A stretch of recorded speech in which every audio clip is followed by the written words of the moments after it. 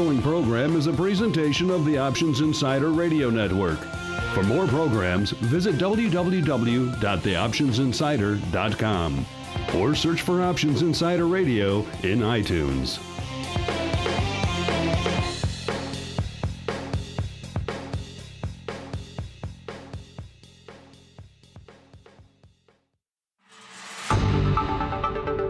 It's time for Volatility Views, the premier radio program for volatility traders. Each week, we'll dive into the world of volatility, how to manage it, profitable strategies, and how to avoid the pitfalls of trading volatility. If it involves volatility, you'll find it on Volatility Views. And now, the Volatility Exchange is proud to present your hosts, Mark Longo and Don Schlesinger.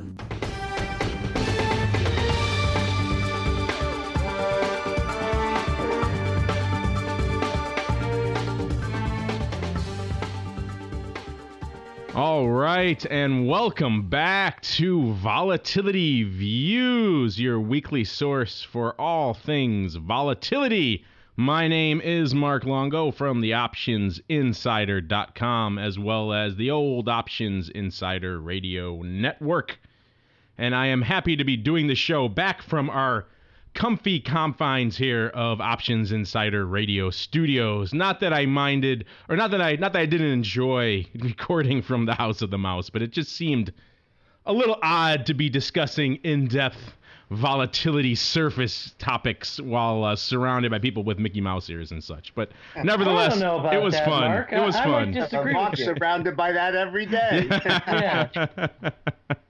You know, it made for an interesting juxtaposition of what I was seeing and what I was listening to at the same time. Well, it's probably more serious than what you normally deal with, if you think about it. Perhaps. I mean, I know some of the Yahoos you have on the network, and we have a bunch of Yahoos. In fact, we call ourselves the Yahoo Network, except for that was already trademarked. So, some search company out there. I don't know if you've heard of them. That wasn't you that had the commercial with the dolphin talking. Fortunately, that was not us. Well, listeners, as you can tell, I am joined on the old Volatility Views panel by two of our regulars, starting off with the man from the Volatility Exchange, good old Don Schlesinger. Don, welcome back to the show, sir. Very happy to be here. We had a lovely guest last week, Alberto Cherubini. We've gotten some feedback, and listeners certainly enjoyed his interview. Today, we're going to wing it, but we've got a lot of interesting topics ahead, and looking forward to the show. Lots of fun winging to be done today. Speaking of winging it, we are also joined by good old Mark Sebastian from OptionPit.com. Mark, welcome back to the show to you as well. Hey, good to be alive. The world is great. It is a good day to be alive. That's something you could certainly say just about every day, I hope, unless for some unforeseen circumstances. All right, with the team assembled and ready to go and ready to wing it, we're going to dive right into our volatility review. It's time for the Volatility Review.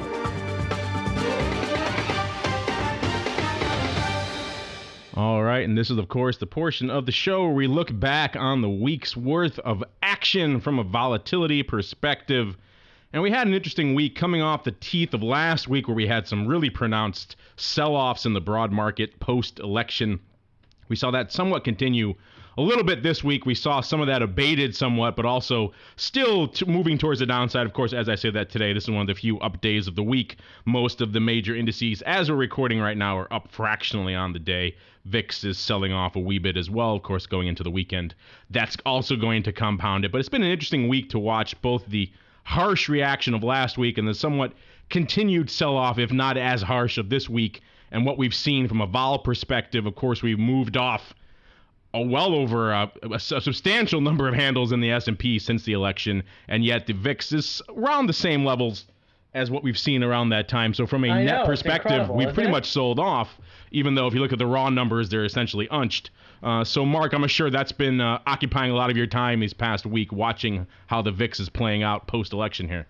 Yeah, it's interesting. And, trying to explain why the VIX is acting the way it is not an easy task. People think that we've been volatile just because we sold off. Well, we had two maybe 3 days that you would call volatile in the last 3 weeks, that doesn't make for a VIX of 50 like many people want. And on top of that, so this low VIX is coming from really 3 things. One, reaction. And even though we've been selling off, it's been slow and orderly, generally speaking, sans the day after the election. 2, duration. The VIX has an expiration of is a 30-day duration. So its current expiration is as such that it actually doesn't encapsulate when any real deal would be kind of sealed. And then finally, expectation. And the way the VIX is pricing for some sort of deal to get done. And I think that is why we're seeing this strange VIX. No, you're right, Mark. It has been an interesting week to watch. In case you're curious, those 20,000 Feb 70s we were talking about in the VIX a few months ago, those are still open. So people are still holding out hope for that crazy VIX upside. Yeah. I've been looking at some, I spent an option pit on Fridays. My professionals group gets together and we sit around and powwow about kind of what we're looking at, what is interesting to trade. And, we just got done less than an hour ago, and the entire topic of conversation was how overpriced the VIX curve was and different ways to take advantage of it without blowing out your account if things fall apart. It's a challenging thing to do, but it can be done if you're smart and understand the VIX options. It was VIX options and VIX futures. Well, it's just kind of it's fascinating. One of the lucky things I get to do, Don and Mark, is every Friday I meet with 15 people that are managing lots of money, actively trading, and are open and honest about what they think and what they see. And people wonder how I stay on top of my game.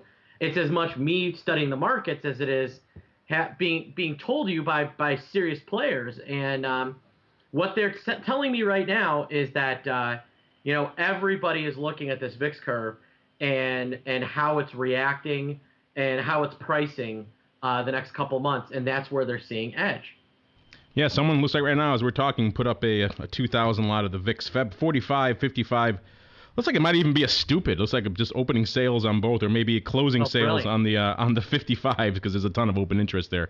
Maybe someone's giving up the ghost on the 55s and then rolling down to the 45s as well. But interesting.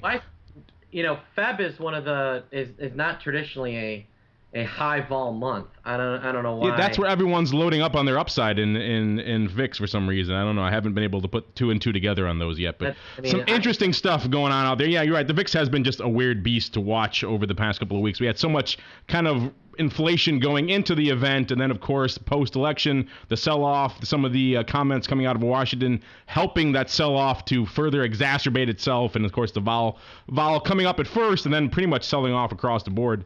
And even though if you look at it from the cash level, we have really been essentially unched. But of course, as we say many times on the show, VIX is a contextual beast. Speaking of contextual beasts, Don, what's going on in the land of NASDAQ and NASDAQ volatility? I guess I've been called worse than that. But actually, in my spot, we not only kind of talk about NASDAQ, but also the S&P, but from a realized volatility standpoint. So I'll always throw that in these discussions. And one of the things that we're going to aim to do as we bring products out is to also have a kind of a real-time index similar to VIX that will be disseminated all day long that we're going to call real vol, for not only the fact that it's realized volatility, but that it's actual real volatility, the volatility that the market is actually displaying or exhibiting. And I think it's always fun when we have these VIX conversations and people are VIX this and VIX that. VIX is perception, VIX is anticipation, VIX is implied volatility of options, but the market is out there doing its thing, and the market is displaying actual volatility that people aren't always aware of. So the part that was kind of fun as you were talking about, gee, we don't seem to have gone anywhere, and the indices are unchanged, and VIX looks kind of flat. Well, there's a very good reason for that. Nothing whatsoever happened to realized volatility this past week. In fact, it's kind of stunning that the SPX, which was 1 month trailing or historical volatility on last week's show of 15.06, is today 15.07. Big increase. And there you go. NASDAQ really went through the roof. 18.25 became 18.28. So what we have here is basically 1 week's worth of no change in realized volatility whatsoever. That doesn't mean there was no volatility, just means that the volatility of the marketplace has proceeded at the same rate or at the same levels that we were seeing last week. So again, listeners should always make this distinction between what they hear a lot more of, which is VIX, implied volatility, the cash index, the futures, the ETPs, etc., and actual market volatility calculated by formula. What is the market actually displaying in terms of standard deviation or volatility? And there simply was no change from the previous week. You know, it's interesting looking at these levels now. We're south of 18 handle, and the VIX cash now trading about 1730. The VIX has come off about 70 or 0.7, I should say, over 0.7 of a point throughout today's session. But even at these levels, these reduced quote-unquote levels, we still need to see some serious movement over the next few days and weeks to really maintain these levels. 1% a day. Yeah, exactly. And right now we're barely moving fractionally of that. We're up about 0.2% right now. We saw some big sell-offs last week, but that's really about it. And as Don was saying, realized vol essentially unched, even though we had all this activity this past week. So, and I would remind listeners, although again, the vehicles for implementing such a trade may not be very convenient and may not actually be there, but I would remind listeners how for the last few weeks we talked about that implied versus realized spread, which was so much wider and which was, 6-8 handles wide between implied and realized, and where I said, it doesn't take a genius to make a prediction that spread is going to narrow, but it isn't always easy to know if it's going to narrow because realized will come up, implied will come down, one side will happen, both will happen at the same time, but the result will be a narrowing of the spread. Well, here we are today, Don, at 2.5. You know what worked really well was if you had sold a VIX future against long an S&P 500 straddle, as such to get a 5-point tick out of the S&P, right. You'd have made a blasted killing. Yep. It was a nice situation. And again, nothing is ever written in stone, but for our listeners who are beginning to look at these relationships and various percentiles, when we look at our vol cones and things like that, these are the type of volatility trades that can become very interesting when traditional relationships get stretched in one direction or another. Nothing is ever a certainty, but you're playing the percentages, you're playing the odds, you're playing the historical references and relationships, and this one kind of worked out the way we would have expected. All right, and with that, we're going to close up our volatility review for this week and dive right into our Volatility Viewpoint segment.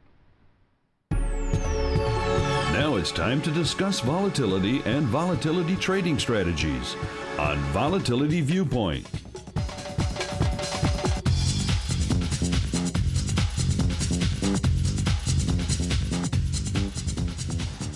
All right, and welcome to the Volatility Viewpoint. And Don, stop that dancing.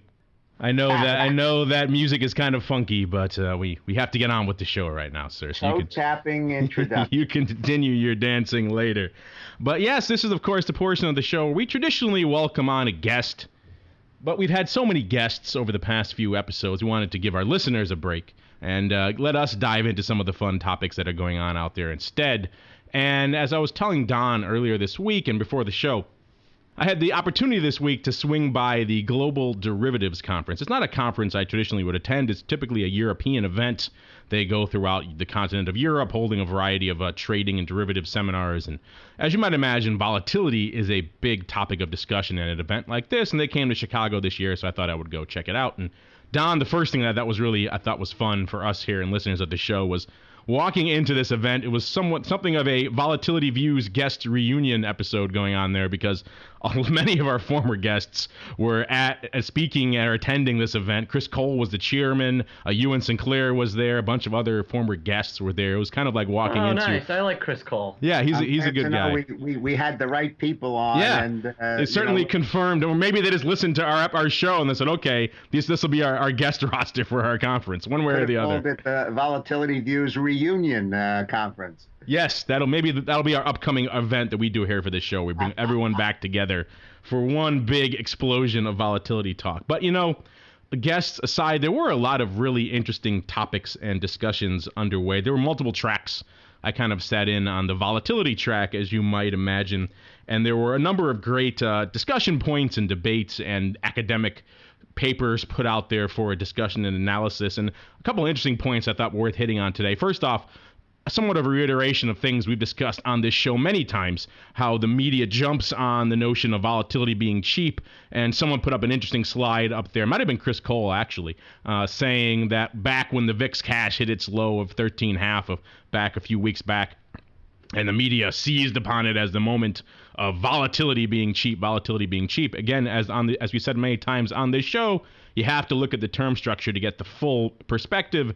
And sure enough, if you did look at the term structure at that exact moment when volatility was at its complete cheapest point from a VIX cash perspective, if you actually looked at real legitimate hedging tools, not front month VIX options, but 3-6 months out, particularly in that 6 month range where you actually would be looking, if you're looking to hedge some real Vega exposure, that was trading in the mid-20s. That you're talking levels 26 to 28, levels that were essentially the same as the day after Lehman defaulted. So from an actual vol that you were paying perspective, vol was nowhere near cheap, and yet the drumbeat was out there all over the place. VIX is cheap, vol is low. What do we do? Hand wringing, that sort of thing. So just something we've hit on the show a number of times. Again, it was good. It warmed the cockles, I should say, to see it brought up at a conference like this. It could have been the Vol Views conference.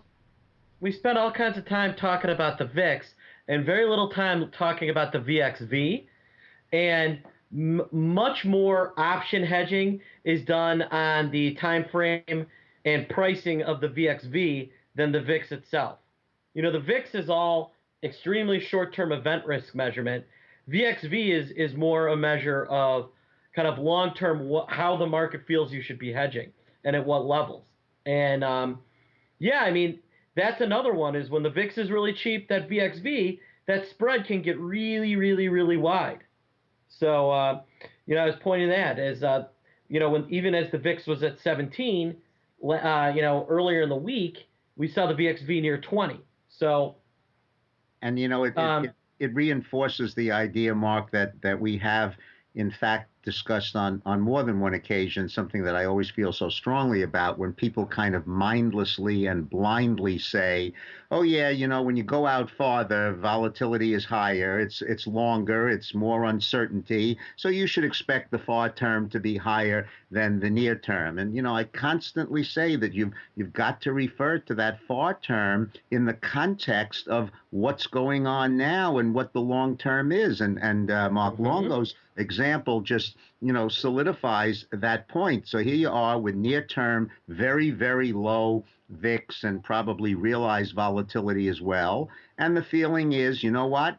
That can't be sustainable. We're going to revert to the mean. You go out 6 months, you'd expect to see volatility higher. But when you flip it and you say we've got a Lehman situation and we're looking at implied volatilities in the 70s and 80s and realized volatility almost as high, no one in his right mind sits there and says this is going to persist and 6 months from now we'll be at the same levels. You'd be crazy to think that.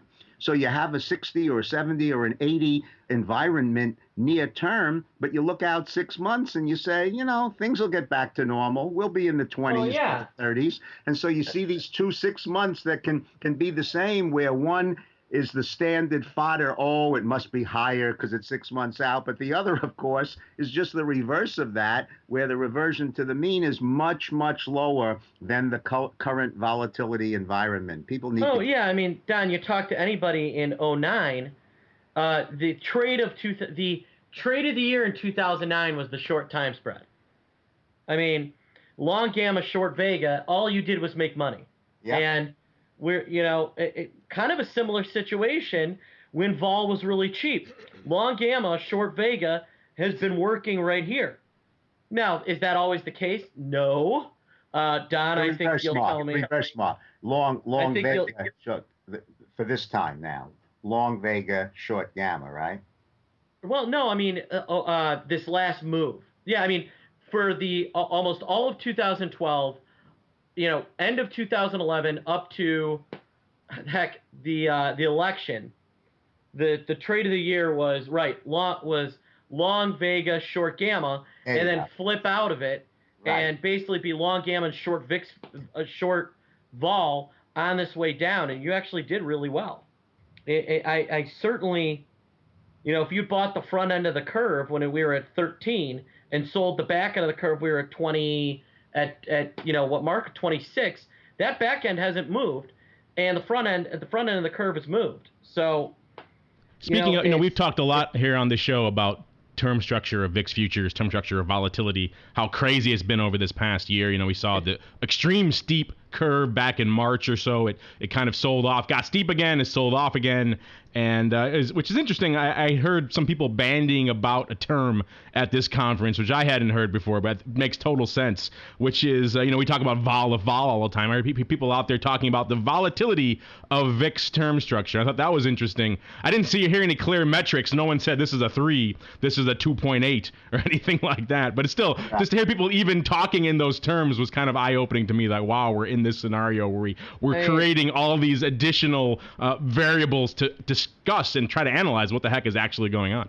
Yeah, I mean, Don and I have said on about 9,000 occasions, the fact that a long-term VIX future trades anywhere more than a point over 20 is borderline recalculous. But as you were saying, it's basically just a short-term memory syndrome, It's interesting. I tried to get into that sometime with some of these guys who are up there making their, different quants from different trading shops and different banks, and talking about, a lot of them got into the term structure of VIX, and I was trying to get them to try to dive into some more about why they thought it has been shaped the way it has been for so long, particularly over the past year, with the pronounced bid to the longer term futures and how steep that slope has become over the past year, and why that really is. And, we've always bandied about here that it's the ETPs and the annuities that have been driving up a lot of this stuff because they are naked and pretty much naturally short a lot of vega, and that's where you go to hedge that stuff. And that seems to be I couldn't really get any of them to nail down, like most academics, they hemmed and hawed about trying to pontificate about real causes for this stuff, but they seem to come down in some of the same boats that they thought it was. The ETPs, the annuities. Academics would do themselves a favor to trade for a little bit. What fun would that be? They might have a freaking clue. Then they couldn't live in, the pure world of ethereal theory all day. What fun would that be? Yeah, I know. It's funny, yeah. You ask academics a direct and pointed question, and they'll do everything they can to avoid a direct and pointed answer. Very few people are of the Don Schlesingers of the world that sold to you. But you see, one of the reasons for that, and I'm not defending the academics, but one of the reasons for that is that they do a great deal of studying of data and numbers and crunching and what have you. But by definition, they're not traders, and they're not out in the real world. So what they don't see a whole lot of is supply and demand, and this kind of concept that really drives all markets, a very fundamental and basic one, but really not something that academics spend a lot of time on in terms of looking at bids and offers and sizes, and when people walk away and there are no bids or there are no offers, and the dynamics of the market itself. So if one of the real answers to this question of the volatility surface and why the back end tends to continually be higher is for that hedging purpose and for the fact that, there's a natural demand for that, then you're not going to study any academics in order to explain that when supply and demand is really, what's driving it. And that's something that the practitioners see and the academics have a very difficult time seeing. That's true. And of course, these VIX ETPs have existed for a while. Certainly, they've increased in number over the past year or so. So that could potentially, the increase in that number could potentially explain why the curve has become so steep. I don't buy that. I don't buy that as a good reason for the curve. What's your pontification then? I think Don hit the nail on the head. Irrational supply and demand that forces the curve higher. And, I do think that when the VIX is at 16, there should be contango in the futures curve. But the combination of kind of short-term memories, fear of the long-term blowing up, and the fact that demand is one-sided in the back months is what causes that, I think. That's funny. That reminds me of when I first walked onto the floor of the SIBO, bright-eyed and bushy-tailed, expecting to dive into this world of deep analysis of the underlyings and whatnot when I was trading these different stocks and ETFs. And I would say to these guys, oh, why is XYZ up today as a clerk? And all the old-timers would say, more buyers than sellers, kid. Right. And, I thought that was a deeply cynical answer at first. I've since come around to that way of thinking and all the years later. Of course, that hypothesis for the term structure, what has changed in that to cause it over the past year to become so steep, though? Why would that demand structure? I mean, are people all of a sudden over the past year so hungry for longer term Vega? It's a combination of liquidity. There's now liquidity in those futures. They've gone from being, call it, I'm not saying in 08 they weren't mainstream. But the VIX futures regularly trade 100,000 contracts a day. Yeah, I mean, there's more liquidity in those far-off months now. So shouldn't that keep it a little bit depressed then? You're not bidding up rare supply. The demand's only one-sided, and the far months can't be any lower than the nearest month that has liquidity. And so, if we have liquidity in that Feb, if we've got bids in that Feb March time frame at 22%, at 21.5%, 22%, it's going to force the whole curve up. So I think it's basically a pivot on that 90 to 120 day trade. That gets back to everything we've been saying on all of our shows for a long time about paper flow being, the ultimate driver of all this stuff. That paper flow has got to be a substantial portion of it. I mean, if it's all one-sided, it's got to be coming from these annuities or these ETPs or something that has coming in to who are all buyers. Probably driven by people that don't understand the product. I was reading something you put out about the fact that people were saying, comparing an S&P put to a treasury, and said VIX did a great job of hedging. I think this 120-point drop in the S&P 500 is going to test that assumption here. I think we've had two of those in a row test that assumption. The VIX underperformed in August 2011, and the VIX underperformed is currently underperformed. And I think it's a combination of a lot of things, but it's people are overpaying for protection via the VIX product. You get in a room with people that are actually trade the VIX, and they'll tell you that, if I was looking to hedge a position, the last thing I would do is go out and buy calls on VIX, and a VIX future and an S&P put do a pretty decent job of counteracting each other. But not in the back months, where that forward value and relative value relative to the SPX just doesn't make sense. And you get so much more flexibility with SPX. Speaking of overpaying and hedging in general, that was another prominent theme of the conference. In fact, our good friend Chris Cole spent a lot of time hitting on this, and so did a lot of other presenters, about the notion, something we talked about on the show many times, of tail risk and whether or not it is overpriced. And we come down many times on the show on the fact that it probably is, and certainly a lot of the studies they were putting forward at the conference leaned in that direction as well, because it's out there in the mindset of a lot of traders, whether they're retail or institutional. Everyone's picked up that Black Swan book now. I think that book was probably one of the biggest drivers of tail risk hedging over the past decade. And it's a self-fulfilling prophecy in a lot of ways. People read that book, they scramble out to hedge and buy these things, not realizing that they're in a sense pricing in events on a much more frequent basis than they should ever actually occur in probability. And I want John to address this in a second, because he's going to offer insight that even combined, you and I still don't match Don in terms of trading years. The one thing I would say is that if you look at the totality of Black Swan risk, it absolutely is 100% overpriced. But if you look at if you had targeted Black Swan hedging, I think it's less overpriced to maybe fairly priced. So you're saying the day before the actual event, it's a good deal? Well, right. These academics, they're still buying tail risk they're still buying tail risk in August and September of last year, and no one in the right mind is doing that. You're buying tail risk in June, July, and August, or June and July in August and September. And if you apply some sort of logical filter to tail risk, I think that overpriced versus underpriced. And I'll finish this sentence. And by the way, when people are out buying Black Swan risk, because the retail public and actually institutional public doesn't get options, I found that Black Swan risk is really being bid when the VIX has already made its move or is halfway up its move, which is not when you want Black Swan risk. So is Black Swan risk overpriced in totality? Yes. Is it if you're targeted and applying filters? I think that's where the real debate is. Don, I want to hear what you have to say about that. Well, actually, I have a lot to say on a lot of different levels, so I hope that comes as a complete surprise to me, Don. I hope the listeners I was setting up for this. Hunker down for a while and be patient, because I'm going to make go get my hot chocolate. Points.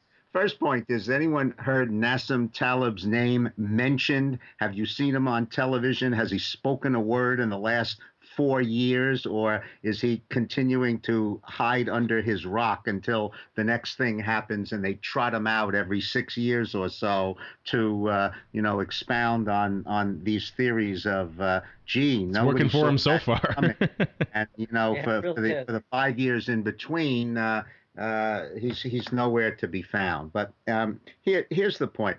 I actually wrote an article quite some time ago. I called it "Looking Askew at Volatility," where the notion was way before we had any type of tail risk index or anything like that.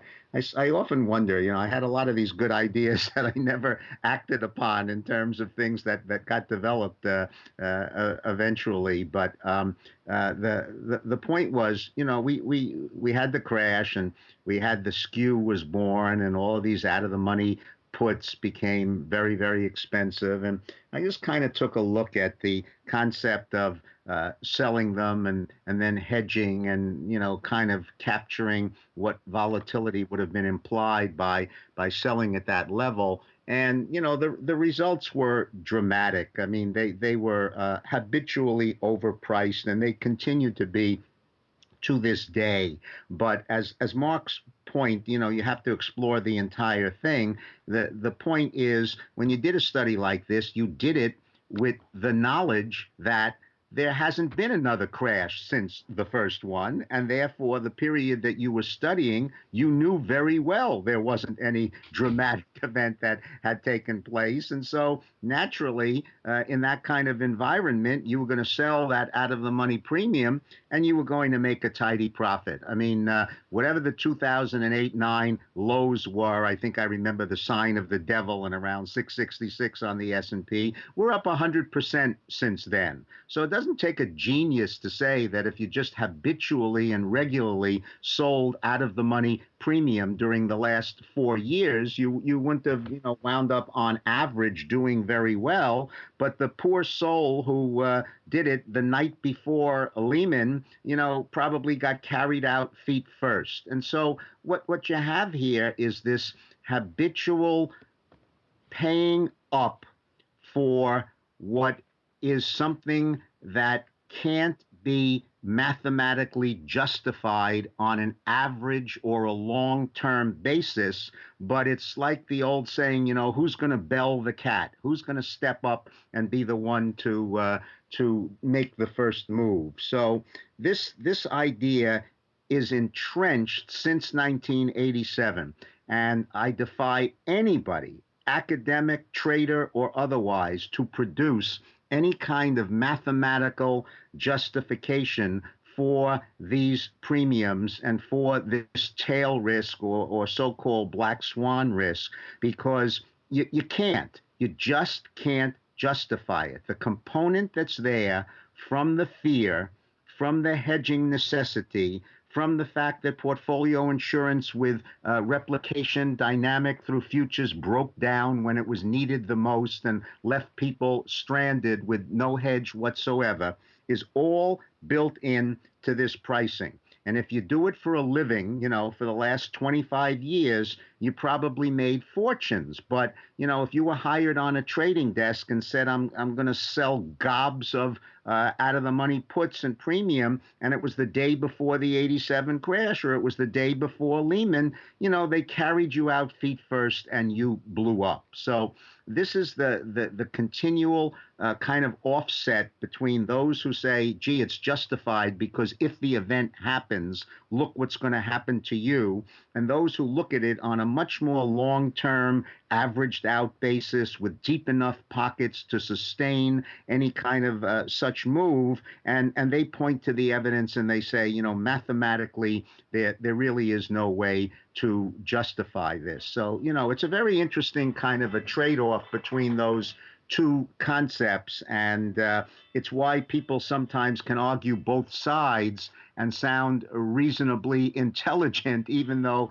they're making opposite points of view. The only closing comment that I would make is that I find it really kind of silly that they even discuss a black swan index or a market for this type of thing, because by the very nature of the term and by the very definition of what it's supposed to mean, it's supposed to be an event that you cannot predict, that you can't see coming, that you have no idea. And so this concept of, oh, gee, look at the skew steepening, and, we're getting a sentiment, a feeling of an impending black swan, that's ultimate stupidity, because it defies the very definition of the term. If you can feel it, if you can sense it, if you can see it coming, that's not a black swan.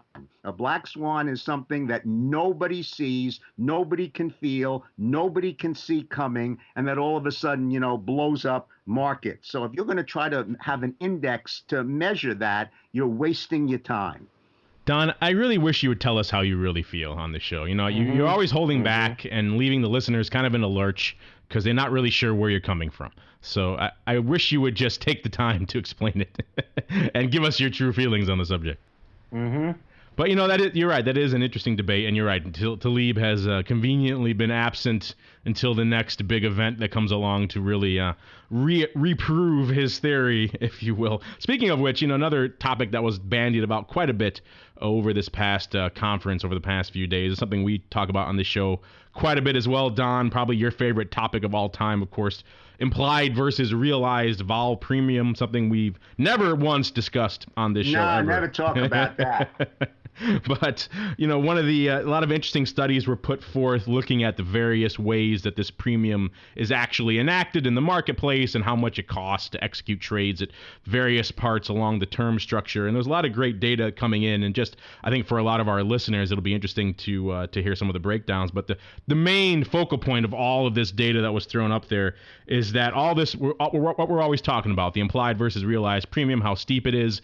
If you're out there and you're playing in, let's say, the VIX options, which a lot of you I'm sure are, if you're playing in those very near-term, short-duration options, the front month, that's where that premium is far and away the highest. And so if you're continually putting on spreads where you're buying near-term VIX options, you're really getting taken to the cleaners from an implied versus realized premium. So all the data, all the analysis, all the historical backtesting they were throwing up time and again really seemed to lean towards strategies that, and favored strategies that would involve selling the shorter dated options from a VIX perspective, obviously, and picking up the longer dated ones, because that at least was turning some of that implied versus realized premium to your favor. Obviously, if you have other things like roll considerations to take into impact when you're doing any sort of longer term spreads out there, but for the most part, in the generalization perspective, that was definitely the optimal way to execute. So if you're one of our listeners out there and you're running off scrambling to pick up some VIX upside or a VIX vertical because in the front month because you're worried about some near term risk, realize that you're paying a premium above and beyond even what you think you are for picking up those options. I mean, the only time I would ever suggest buying premium in the front month is when VIX futures are in contango, and then you actually the premium's actually underpriced because of not contango, backwardation. When we're backwardated, actually, that's the only time where VIX options actually seem fairly priced, and about the only time I'll look to go long in the near term. You know, and I'm looking to bring some of these guys onto the show in the coming months so they can run through some of their findings for our listeners. I'll just summarize some of the ones that are kind of interesting for you right now. We've talked quite a bit on the show as well. Direct hedge versus indirect hedge, S&P put spread versus VIX call spread, et cetera, et cetera. And we've always, I think on this show, a lot of us have pretty much leaned on the more direct hedge side of the fence. But there's a preponderance of literature. Every time I go to one of these events, there's more and more studies starting to come down on the side of the VIX camp. I'll run through a few examples here. The traditional VIX front month call versus the SPX front month put. Even though we talked about the realized vol premium there, or the applied vol premium, that has to be taken into account. Even with that, they looked at an SPX 95% put and a VIX 25% out of the money call. And that, again, that gets into some of the ways they structure these studies, why the call is so far out of the money. I didn't get a chance to ask them that, if that was whether that's how the premium lined up or some other ways, which is why I'm looking to bring them on the show to have them illuminate some of their methodology. But essentially, looking at those two straight up one-to-one comparison, the VIX blew the doors off the SPX put by about 9% over on an annualized basis. Same thing with a straight up put spread, VIX 97.5, 90% put spread, and about a 10% to 50% out of the money call spread. Again, a very wide call spread on the VIX. The call spread outperformed by about 2%, so you're getting closer. And then the final one I thought was kind of interesting. They did VIX SPX 1x2s, 95, 80% put spreads on the full notional value of their portfolio. And again, this gets into some of the games they play in some of these studies to make their data work out. Then they did a VIX 25% by 200%, so double out of the money call spread on a ratio 1x2 on only 25% of the notional value of their portfolio. Again, now who was presenting this? Matt Moran or something? No, this was not Matt Moran. But it sounds like it because it has all their products in it. But it actually was. I believe it was a guy from Barclays, and the VIX was up by about 5%. I think one of the things that explains the question that you had, if I understood you correctly, when you say an SPX 25, I'm sorry, an SPX 95% put, so that's on the cash index, and you basically are looking at the market dropping 5% to be in the money. When you say a VIX like 25% or 125% above the market call, what you're looking at, of course, is a volatility level and not an index level. And so, just to use a scale, if volatility was 100, then you'd be looking at 125. Volatility would have gone up 25, percent when the market would have dropped 5%. So you've got like that 5-to-1 ratio, and we know that typically a movement in volatility compared to a movement in the market can be anywhere from like a traditional 4-to-1 ratio to the upside to as high as 8-to-1 on the downside. So I think that's why you have that discrepancy in the percentages that look a little strange, because one is referring to market level and the percent movement, the other is referring to volatility level and the percent movement there, and you have a multiple of volatility percentage with respect to market percentage. And I would also, Don, argue that there's probably one specific expiration that is a total outlier that kind of skews every single study that wants to go long VIX call spreads. It's November of 2000 and was it November of 2008 where the VIX settled 30 points higher than it closed the previous day? I believe so, yeah. Yeah, I mean, I would be interested to see what these studies look like if you throw out that result in particular. I think there's a lot of questions I think we can throw at this study, which is why. Yeah, and to answer your question, this was a Citigroup analyst. I'm going to flat out on anybody that came out on the side of VIX, and especially came out on the side of VIX options. All right, you could make a case of coming out on top for the VIX futures, but I'm going to go ahead and without doing a single study, just having traded for 6 years over the last 6 years, call a huge BS on anybody that came out VIX options ahead of SPX options. You know, it's funny. And that's one of the reasons why I wanted to put this out here, is because we for so long have pretty much denigrated any sort of really indirect hedging. And just to have some data out there, I want to reach out to this guy, let him come on, and we can kind of go after him and discuss some of his methodology and let him defend it himself. I want to just kind of throw out the contrary crossfire opinion, if you will, to what we always say here on the show. So let's just take a guess. So we're going to say that the implied volatility is overpriced. And so a product based on overpriced volatility that in of itself has overpriced volatility is going to outperform said overpriced volatility. Sold to you. That was one of the questions I wanted to have for them. And again, they kind of scattered off. But these same people who are making all their pronouncements about implied vol premium then coming out and trying to argue that the implied product is going to outperform on any basis. And I think that's why you get some of these weird... throw out November 2008 and let's see how your results work out. Yeah, they have to do a lot of weird yoga and calisthenics here to really make these numbers work out, I think. So, which is why I want to bring some of these guys on, let them defend themselves here. But also, I wanted to throw it out there. Some of our listeners who are kind of leaning both ways, and let them look for it themselves and kind of do their own analysis. And I think that's going to... I'd love to get into more of this stuff, but we are running a little bit long here, and we want to get into our crystal ball segment. So I think with that, we're going to close out the old volatility viewpoint for this week. To be continued, I think you could say. And then moving right into our crystal ball segment. And now we take a look at the crystal ball.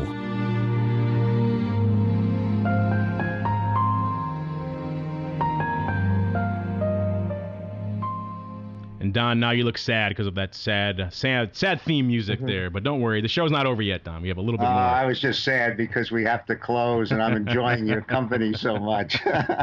Well, we have one more segment before we go. That is, of course, the crystal ball, where we peer deep into the murky ether of the future and attempt to divine what the vol gods hold in store for us for the coming week. Who wants to go first? I'm going to roll my bones here. I think we'll have Don go first. Don, what are you looking at? What are you seeing in your crystal ball from a NASDAQ volatility perspective? I'm glad you picked me first, because I didn't want to end on a note where I say I don't have a clue, so I'll pass to the next person. But this is truly, and I'm sure listeners who are traders and experience, this is a tough environment. It really is. And you know, every day you turn on CNBC or you just look at the markets, and we've got the continuing news and fears out of Europe and the euro and Greece, and closer to home, the fiscal cliff that I suppose it kind of reminds me of the Y2K days when we feared that for 2 years coming what was going to happen